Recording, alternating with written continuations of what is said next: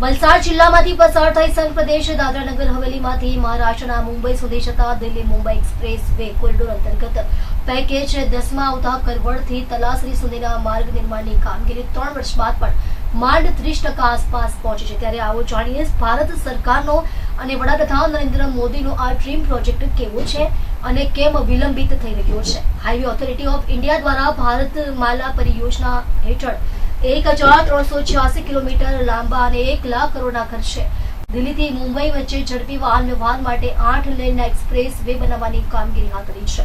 આ હાઈવે દિલ્હીથી શરૂ થયા બાદ હરિયાણા, રાજસ્થાન, મધ્યપ્રદેશ, ગુજરાત, દાદરાનગર હવેલી અને મહારાષ્ટ્રના મુંબઈ જવાહરનગર લાલ નહેરુ પોર્ટ વચ્ચે 24 કલાકના સમયને ઘટાડી 12 કલાકમાં પહોંચાડશે। આ પ્રોજેક્ટ હેઠળ હાલ આખા રૂટ પર વિવિધ એજન્સીઓ દ્વારા કામગીરી હાથ ધરાઈ છે, પરંતુ આ કામગીરી વલસાડ દાદરાનગર હવેલીમાં ખૂબ જ ધીમી ગતિએ ચાલે છે। આ પ્રોજેક્ટ અંતર્ગત હાલમાં વલસાડ જિલ્લાના કરવડથી મહારાષ્ટ્રના તલાસરી વચ્ચે કોન્ટ્રાક્ટર દ્વારા જમીનનું લેવલિંગ, નદી નાળા પરના પુલ, બ્રિજ, ચાડી કટિંગ, માટી પુરાણ સહિતની પ્રથમ તબક્કાની કામગીરી ચાલી રહી છે।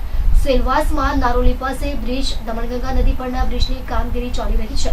100 થી 120 મીટર પહોળાઈના 8 લેનના અને જરૂર પડે 12 લેન સુધી કરી શકાય તેવા આયોજન સાથેના મહત્વના પ્રોજેક્ટમાં હાલ તો ઝડપી કામગીરી ક્યાંય દેખાતી નથી।